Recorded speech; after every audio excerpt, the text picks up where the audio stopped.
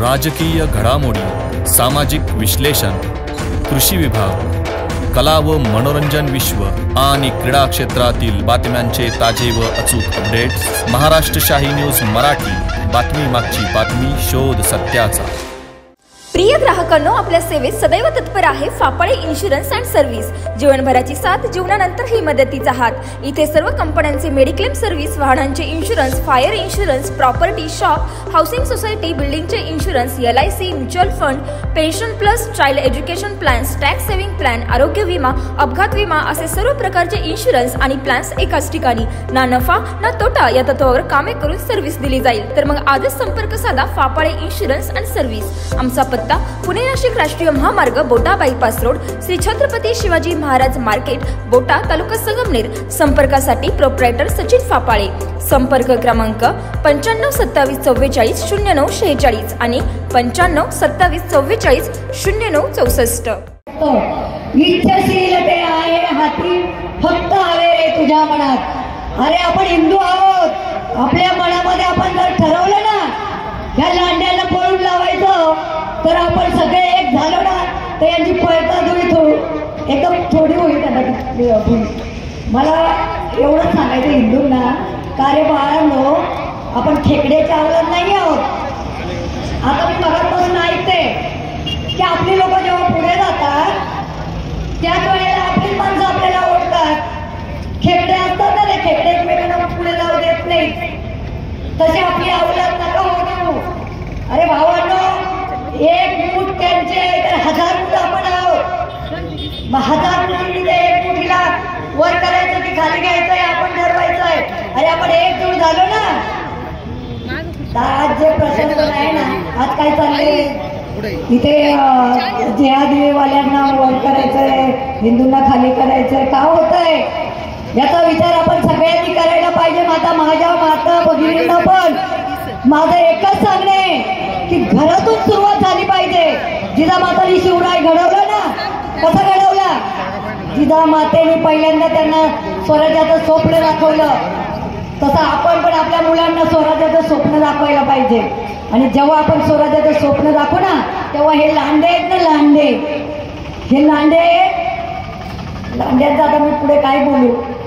मी 93ला लांडे बघितले। आज मी या ठिकाणी असते ना, या खारगावमध्ये राहत असते ना, मी स्वतः त्याचं ते दुकान कुठे चालतंय ना ते तोडलं असतं।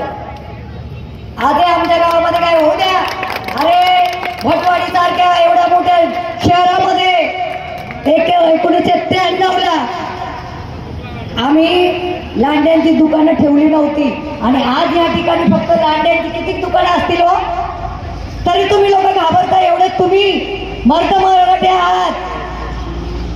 आज एखाद्या मुलीवर अत्याचार होतोय, तुम्हाला वाटतंय की लांडगा आला रे आला आम्ही करतोय, आम्ही कार्यकर्ते आहोत, तुम्हाला वाटतंय की आम्ही म्हणतोय लांडगा आला रे आला, कुठेतरी एखाद्या पक्षाचं काम करतोय आणि त्याची पोळी वाचतोय। नाही, ते नाहीये, हे लक्षात घ्या। लांडगा आला रे आला ना, तो जेव्हा खरोखर येईल ना तुमच्या दारामध्ये, तेव्हा तुम्ही जागे होणार आहात का? अरे लांडगा आलाय, तो आपल्या गावामध्ये पहिल्यांदा देशात, भाऊने एका सांगितलं की देशात आला, देशातून तो राज्यात आला आणि राज्यामधून तो आता गावागावात येतोय ना, उद्या वाड्यांवर पण येईल। तेव्हा मला बंधूंना आणि भावांना आणि या माझ्या भगिनींना एवढंच सांगायचंय की जर आपल्याला स्वराज्य घडवायचं असेल आणि या लांड्यांना पळवायचं असेल, तर आपल्या घरातून सुरुवात करा। आपल्या मुली कुठे जातात, कोणाबरोबर बोलतात, त्याच्या मैत्रिणी असतात, त्यांना विचारा ना, काहीच्या बरोबर कोण बोलतं, कोण जाते, कुठे जाते। पण नाही, आपण म्हणतो नाही माझी ती ताई खूप चांगली आहे आणि ती खूप चांगलं करते आणि ती पुढे जाते। अरे नाही नाही नाही, तिला सगळीकडून अशा पंजानी ना, त्या जेहादीने त्या लांड्यांनी आहे ना, पंजाच्या खाली असं दाबायचं ठरवलंय आपल्या मुलींना।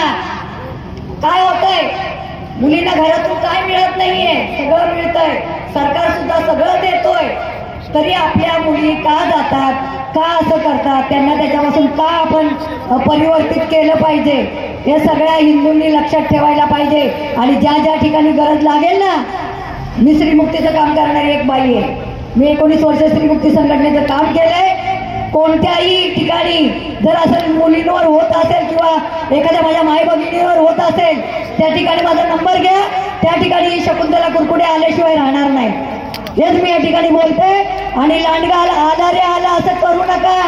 आलाय आपल्या गावात आलाय, वाडीत येईल, आपल्या घरात येईल, तेव्हा सगळ्यांनी एक व्हा. एवढंच मी या ठिकाणी सांगते. आणि या लांड्यांना परत असं एक कृत्य घडवणार नाही यासाठी गावागावात वाड्यावाड्यांमध्ये अशी एक संघटना उभी करा ना. काय त्याची ताकद होणार आहे? आपल्याच खेकड्यासारखे आपल्याला तोडतात. कोणतरी पुढे होतोय, कुठेतरी त्या माऊलीला तो काहीतरी एक न्याय मिळवला म्हणून पुढे जातोय, त्यालाच मागं खेळतोय आपणच.